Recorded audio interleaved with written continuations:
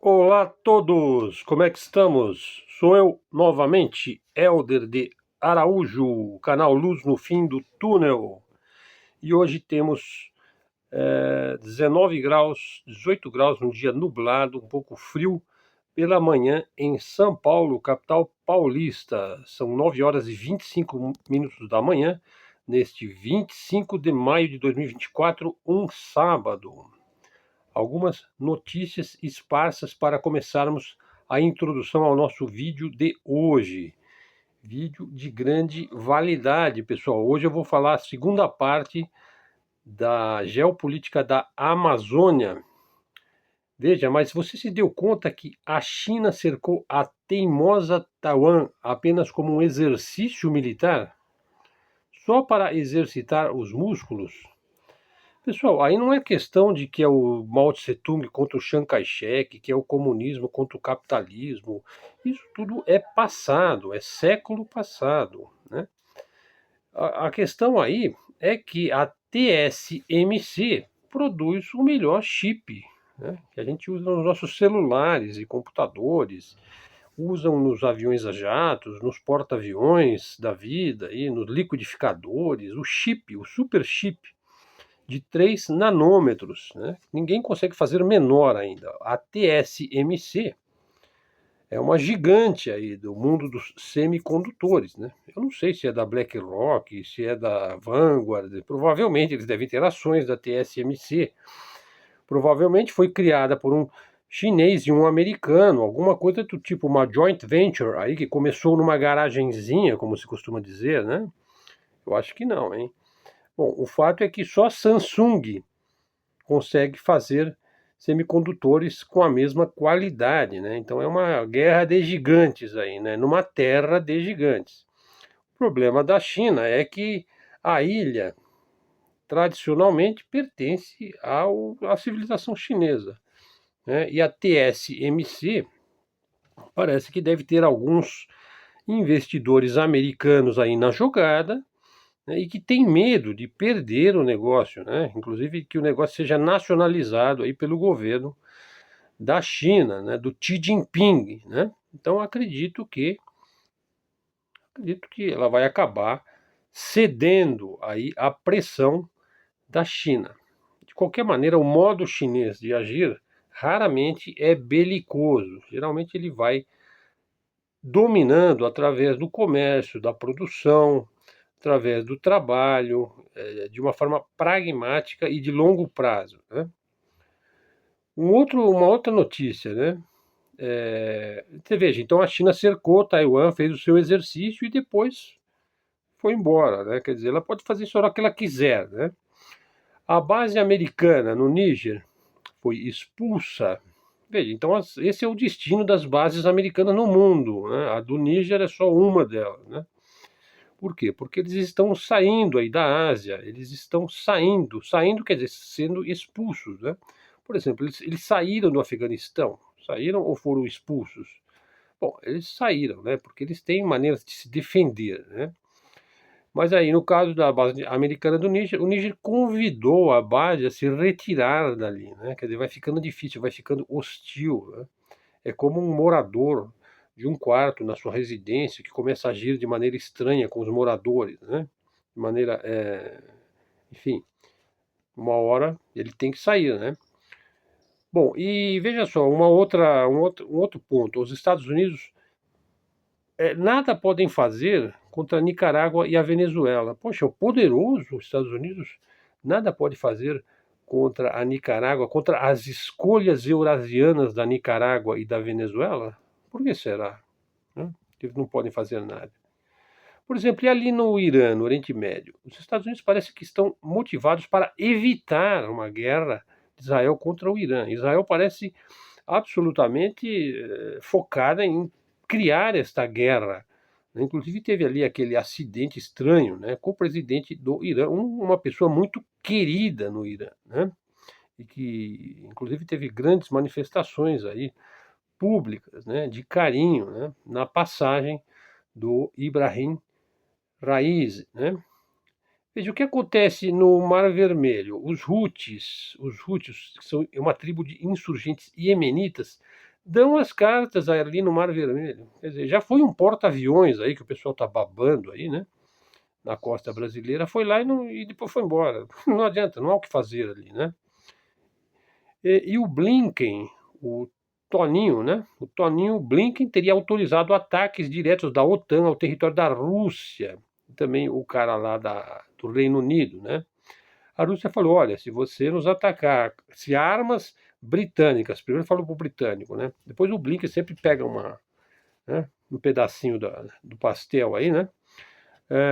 Ele falou o seguinte: se você nos atacar com armas britânicas da Ucrânia, atacar o território russo, nós nos sentiremos à vontade para te atacar, né? Dentro da Ucrânia mesmo e também fora da Ucrânia. Uma ameaça, recebe uma ameaça direta e ele diz: olha, nós também podemos te atacar aí no Reino Unido, aí em Londres, aí na City, né? Aí na casa do seu dono aí, do Monsieur Rothschild aí, hein? Como é que fica, hein? A Rússia disse então que faz e iria fazer exercícios usando armas nucleares táticas. Depois disso não aconteceu mais nada, né? O cara tirou lá a frase, 2 horas depois ele tirou a ameaça à Rússia e parece que ficou tudo por aquilo mesmo, né? Bom, agora falar um pouquinho sobre o famoso porta-aviões, o George Washington, que está aí na costa brasileira, né? Daí chegamos àquele momento em que Rabino San, o titio querido aí da neodireita brasileira, envia um porta-aviões, né? Você entende então por que a gente dorme em berço esplêndido, né? E não entende o que vai pelo mundo? É o Brasil, meu amigo, que está em jogo. Veja, e aí, olha só que maravilha, os Estados Unidos exigem, quer dizer, ele manda o porta-aviões e depois tem uma generala lá que exige que o Brasil se una aos Estados Unidos contra a China. Quer dizer, eles querem nos pôr numa sinuca, né? Quer dizer, eles têm problemas com a China, eles acham que esse problema é do mundo, não, esse problema é deles. Eles criaram esse problema, né? Veja, e a soja brasileira, hein? O Brasil vai exportar 96 milhões de toneladas de soja para a China. Ué, beleza, americano, compra nossa soja, pô. Compra nossa carne, né? Faz isso, pô. Quer dizer, os Estados Unidos estão atacando abertamente a aliança dos BRICS. Estão atacando a aliança dos BRICS. Na verdade, o porta-aviões está aí para não deixar nenhuma dúvida. Tudo bem, quem tem poder que o manifeste. O cara quer mostrar os músculos, né? Mas você vai nos bancar, não é verdade? Comece comprando a nossa soja e a nossa carne, porque o chinês compra, né? Mas não para por aí, não. Forneça-nos plantas industriais, pô. Né? Em vez de você boicotar o nosso desenvolvimento, que tal você promover? Nós queremos a grande ferrovia em X, sonho de Dom Bosco, hein? Vai cortar norte, sul, leste, oeste, né? Vai da Guiana até o Rio Grande do Sul e vai aí da Paraíba até o Peru. Nós queremos a grande ferrovia, hein? Nós queremos a tecnologia nuclear, americano. Pare de nos boicotar. Nós queremos ter Angra 4, produzindo ogivas atômicas e tudo mais, hein? Agora é que eu quero ver o pessoal do agronegócio continuar puxando o saco desse rabino pistoleiro aí. Agora é que eu quero ver. Ó, presta atenção, se esse conflito escalar, da China contra os Estados Unidos contra a China já está escalando. É os Estados Unidos que está provocando. Claro, não podia deixar de ser, é de sua natureza, né? Vocês conhecem a história do escorpião, né? Atravessando o coelho no rio, né? Ele pica, né? No meio do rio ele afunda junto, né? Se esse conflito escalar, o primeiro que vai dançar aqui vai ser o agronegócio brasileiro. Ou você acha que os Estados Unidos dão alguma coisa para alguém? Acha, né? Acorda, rapaz, acorda. Né? Se o agronegócio brasileiro dançar, porque ele é totalmente calcado na monocultura latifundiária de exportação, né? Bastaria impedir o comércio externo praticado pelos 10 portos brasileiros aí na costa do Brasil.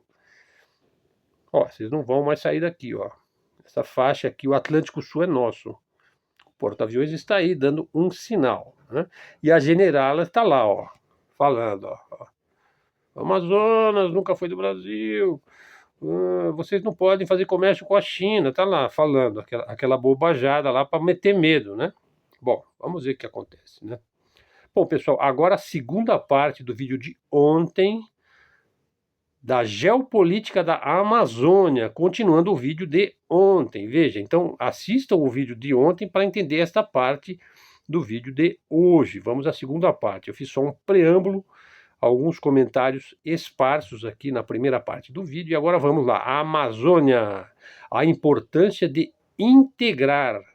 Integrar para não entregar, hein? Deixa de ser entreguista aí, ô deputado. Deixa de ser entreguista aí, ô ministra. Né? A Amazônia é nossa, sempre foi e sempre será. Né? Quanto às questões amazônicas e fronteiriças, para a autora e professora e analista de geopolítica que escreveu vários livros, e talvez seja o mais importante nome da geopolítica brasileira, a Terezinha de Castro, né? A posse territorial se dá pela presença humana, né? A Terezinha então chamou de integração pelo envolvimento, ou seja, integra, né, ocupe e não entregue, né? A ideia geral dos geopolíticos brasileiros é vivificar a Amazônia para garantir o desenvolvimento e a segurança. Vivificar quer dizer ter gente lá, né? Quer dizer, então não é essa coisa de que o mateiro, o castanheiro, o garimpeiro, né, o ribeirinho é um inimigo da espécie humana. Não, o inimigo é quem nos critica, né? Claro, o crime está previsto no Código Penal. Você não pode impedir um ser humano de viver, né? Bom, assim, a Terezinha defendia que o governo federal criasse ao longo das fronteiras estruturas permanentes de colonização. Eu sei que é uma palavra que tem uma carga, né? Mas colonizar significa morar, né? Ter uma colônia, ter um vilarejo, né? Começar ali. Isso se daria você implantando ali quartéis militares de destacamento de fronteiras. Uma espécie de germe de um futuro núcleo populacional, né? Calcado numa base inicial de resistência orgânica, né? Aparelhado aí para se transformar em futuras cidades, né? Começa com um pequeno núcleo. Esse núcleo tem um cunho militar, sim. Esse é o conceito de fronteira viva. Quer dizer, só existe a fronteira porque tem alguém lá tomando conta da fronteira, né? Isso aí deu ensejo ao projeto Calha Norte, que eu vou falar, porque é um assunto muito extenso, né? Mas o projeto Calha Norte já previa essa necessidade de ocupação da Amazônia, né? Em função também de se evitar uma internacionalização da Amazônia, que é o que quer o Rabino San, né? Isso garantiria a soberania brasileira sobre a região, em especial numa época em que a taxa de desmatamento da floresta já era considerada grande aí pelo tio Sam, né? E pela vaca europeia lá, né? O que levantou agressivos protestos internacionais, não disse? O que preocupava muito a Terezinha. A implantação do projeto Calha Norte aí visava coibir o contrabando de minerais e de drogas da mata, né? E também drogas ilícitas, né? Porque é muito fácil você, lá no meio da mata, você tem um laboratório clandestino ali embaixo da terra, né, de produção de cocaína, né? Isso é mais comum na América Hispânica, né? E a ideia é refrear a instabilidade política ali dos países vizinhos e controlar as guerrilhas nas regiões de fronteira. Veja, quando você desenvolve uma região, você cria uma estabilidade política na região. Você também precisa pensar nos vizinhos, hein? Ou seja, você também precisa ter um projeto de integração latino-americana. Eu vou falar sobre isso daqui a pouco. O receio da criação de parques e reservas indígenas foi um fator propulsor do projeto, né, na defesa da soberania nacional da Amazônia, porque o modo operandi americano é criar reserva, é criar parque. Por exemplo, como eles têm lá o Parque de Yosemite, né, e outros parques famosos, né, é uma espécie de, é quase que uma Disneylândia, né? Isso não tem nada a ver com o Brasil, né? Essa ideia aí de você criar parques temáticos para exploração turística. A ideia não é essa, né? O índio não é um animal no zoológico, né? Veja, ali na Amazônia tem 84 terras indígenas. Eu estou falando aí de 1960, hein? Com aproximadamente 60 mil índios.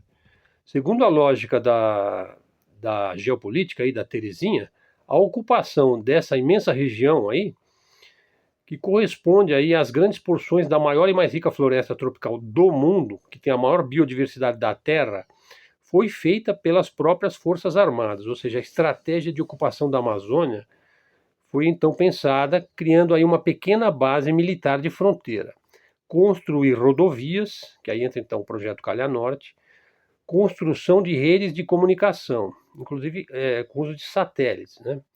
Posteriormente, após grandes esforços em obras de infraestrutura que foram feitas, por exemplo, a Perimetral Norte, a própria Transamazônica, eu falei sobre esse daí ontem, no primeiro vídeo, né? Construíram então casas, escolas e postos de saúde em torno do quartel, né? Os assentamentos eram polos de radiação fronteiriços, que visavam assegurar a fronteira viva para a defesa nacional. Os primeiros trabalhadores aí foram voluntários aí do Nordeste, né, em busca aí de ocupar a região.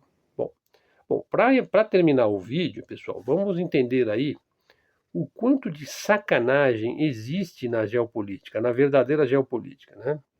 Só que na geopolítica não se fala em sacanagem, você simplesmente analisa o que os países, as nações, os poderosos fazem, né?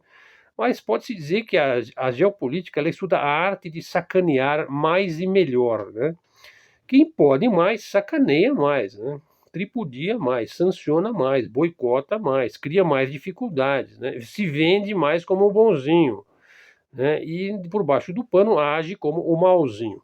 Veja, o que os tubarões querem? O que os grandes banqueiros querem? Ora, querem os grandes contratos assinados e executados. Que grandes contratos são esses? São contratos vitais para os interesses das grandes corporações industriais.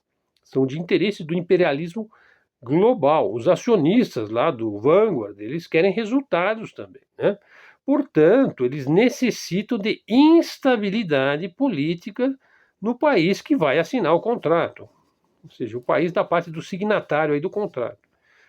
O líder político externo, né, do país com o qual você vai fazer negócio, pode ser uma nação aliada, né? Uma nação aliada, entre aspas, né? O ideal, portanto, do ponto de vista da potência globalista, imperialista, é que seja o presidente aí do país que vai me vender o lítio, o níquel, o cobalto, o urânio, seja um boneco cooptado e feliz. Por exemplo, como o Milei, por exemplo, né? Veja, sempre há interesses corporativos, sempre. Quase sempre são minerais estratégicos, né? Petróleo, ouro, gás, né? Enfim, em todas as nações existe alguma riqueza a se resguardar, né? A instabilidade política é um estratagema milenar e que faz parte aí da geopolítica. Desde que o mundo é mundo, sabe, um povo mais poderoso, mais com uma característica de império, ele vai gerar instabilidade política no entorno da sua região, que geralmente é a maior, né? Já expliquei várias vezes no canal que foi exatamente o que aconteceu aqui no Brasil, né? Com a nossa total aprovação e conivência. Nós brasileiros, uma parte nossa, nos tornamos quinta coluna dos interesses aí do tio Sam, né? Enfiaram a lawfare, pesquise aí lawfare, Lawfare, procure aí na internet o que significa. Lava Jato, a lawfare Lava Jato, foi gestada na CIA e executada pelo Departamento de Estado dos Estados Unidos e foi enfiada aqui na nossa goela, né? Se você duvida disso, pesquise a respeito, tem até livro a respeito disso daí. Se você acha que a imagem vale mil palavras, veja lá o Serginho, né, o famoso juiz, né, tucano, entrando e saindo da CIA, né? Entrando e saindo de lá, né? Foi criado, foi colocado aqui para destruir a política brasileira. E funcionou em 2013, né? Nós mesmos estávamos nas manifestações na Avenida Paulista, né? E minar o poder das nossas maiores empresas. Foi isso, conseguiu, em boa parte, minar a política local e destruir o poder das nossas maiores empresas, né? Petrobras, Odebrecht, Gutierrez, etc. logo sobe à tona uma figura messiânica da direita, né? Assim, porque você mina o poder político vigente. Uma lá faz pedaladas fiscais, se derruba, o outro vai preso, né, pela PF, fica lá numa gaiola dourada, né? Daí aparece o Salvador aí, né, o Messias da direita, né? Que inclusive o sobrenome dele é esse, né? Que tem o discurso certo, o discurso neocon, conservador, TFP, tradição, família e propriedade e tal, o cara que vai salvar todo mundo, né? E aí que eles fazem? Reabilitam a liderança de esquerda, né? Eu já fiz um vídeo mostrando aí que o PT nunca foi realmente de esquerda, né? Ele no máximo ele é uma centro-esquerda, né? Ele sempre foi o centrão, hein? Eu já disse isso aí. E aí reabilitam a liderança de esquerda que estava caída em desgraça, né? Quer dizer, se isso não é gerar uma instabilidade política no país, poucos aceitam, sequer compreendem quem move os barbantes, né? Ainda que a realidade esteja na sua cara, você vai dizer que é teoria da conspiração, que é um exagero, que eles não fazem isso. Não. Por exemplo, colocar o porta-aviões aí, eles não fazem, né? Na verdade, tem muita gente que gosta, né? Se não vejam aqui, ó, passaram no ano da eleição do Lula, em Brasília passou o Tony Blinken, o Jake Sullivan, né? O Lloyd Austin, a Vitória Nuland e outras personalidades. Verifiquem quem são essas pessoas, né? Elas estavam fazendo turismo em Brasília? Não, elas estavam dizendo quem é que deveria ser o presidente do Brasil, quem é que deveria ser solto e tudo mais. E daí o indivíduo que estava caído em desgraça acaba ganhando a eleição por uma pequena margem, um pequeno percentual. Aí. Bom, então é isso, pessoal. Realmente eu acho que eles fazem exatamente isso, criam essa instabilidade política, fazem guerra híbrida, fazem primaveras coloridas, cometem crimes, né? Por exemplo, vocês viram lá o Qasem Soleimani, né? Essa queda desse helicóptero foi estranha, né? Atacam embaixadas, enfim, fazem miséria, né? Bom, continuamos aí. A tragédia brasileira anunciada. Último ponto do nosso vídeo aqui, pessoal. Existe uma tragédia brasileira anunciada? O que nós podemos esperar aí do domínio norte-americano do Atlântico Sul?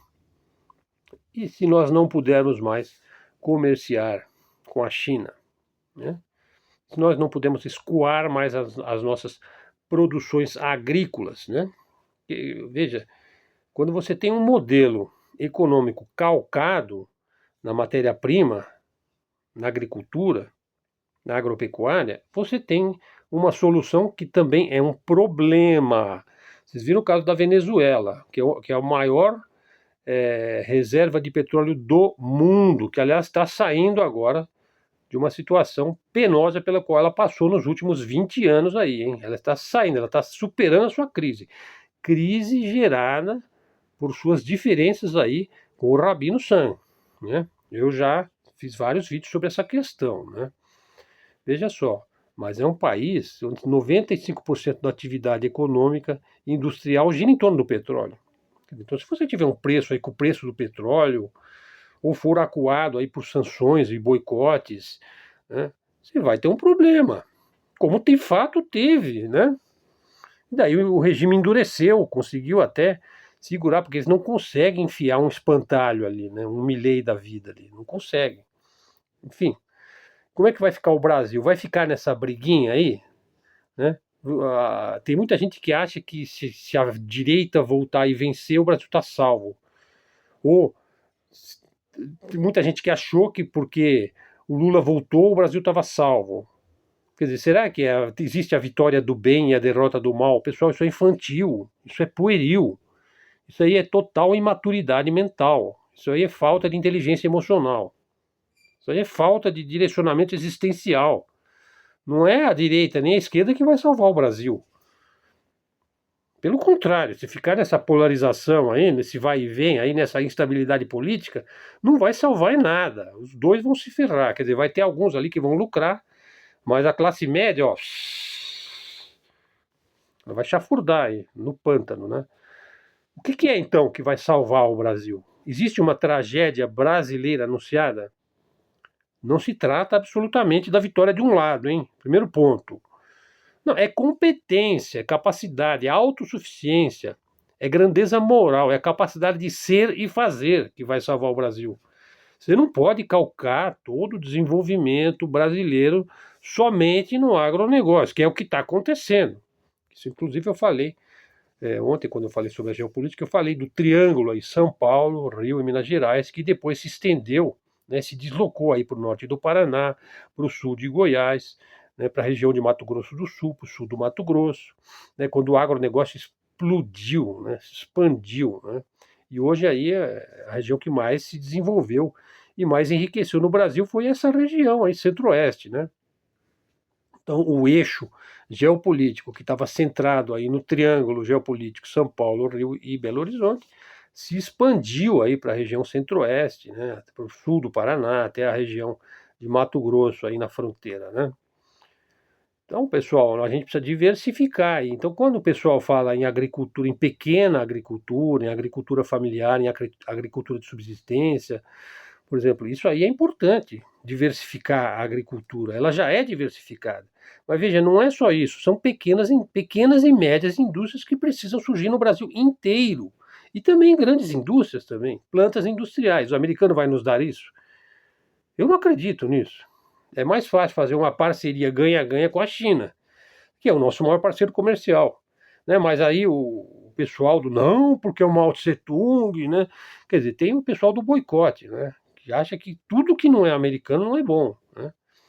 Bom, pessoal, então assim, se houvesse um líder no Brasil, bastaria um, hein? Um homem ou uma mulher capaz de governar o Brasil, hein? Isso seria competente, né? Já tivemos o Getúlio, o Juscelino foi um grande presidente, o Geisel foi um grande presidente, né? Se houvesse um líder no Brasil, de verdade, hoje eu digo, ele seria engolfado por um ambiente completamente insano, né? Que o pessoal está interessado em tudo, menos naquilo no principal, né? Aqui, aqueles tipos que pululam lá pelos três poderes, né? São tipos que cortam a asa e amarram o bico do pássaro.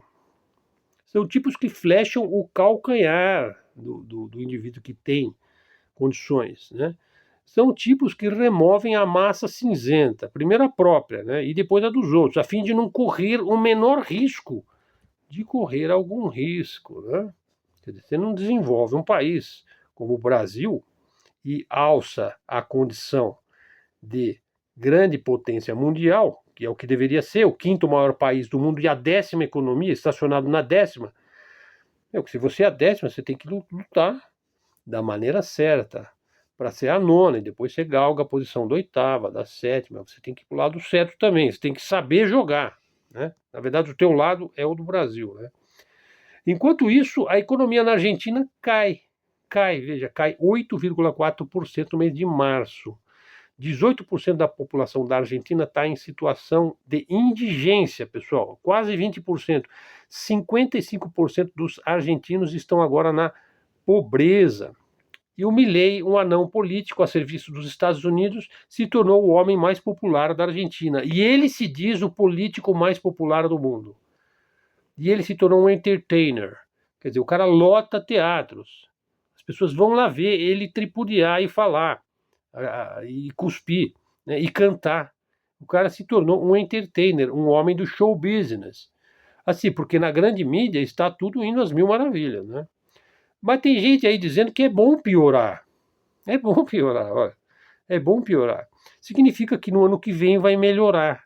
Olha que lógica perfeita, né? O Aristóteles bateria palma aí para essa lógica, né? Nunca se viu tanta lógica assim. Quer dizer, vai dar certo porque agora está dando errado. É batata que vai ser assim, né? Vamos ver, pessoal. Bom, é isso aí. Vídeo aí dedicado aí a temas esparsos da geopolítica. Falei da segunda parte do vídeo de ontem, a geopolítica da Amazônia. O tema da geopolítica agora se tornará uma constante aí nos próximos vídeos do canal. Canal de livre expressão, de livre comunicação, canal alternativo da mídia independente. Prestigiem o nosso canal, pessoal. O canal está crescendo de maneira natural, sem clickbait, sem sensacionalismo, apenas usando fontes, as melhores fontes da internet e a melhor bibliografia, que eu estou sempre citando aqui também no decorrer dos vídeos, quais são as nossas fontes. Então, pessoal, dá o like aí, faz um comentário, traga um seguidor para o canal. Qualquer vontade aí de ajudar o canal, tá aí o Pix do canal na descrição do vídeo. Obrigado a todos, até a próxima e fiquem com Deus.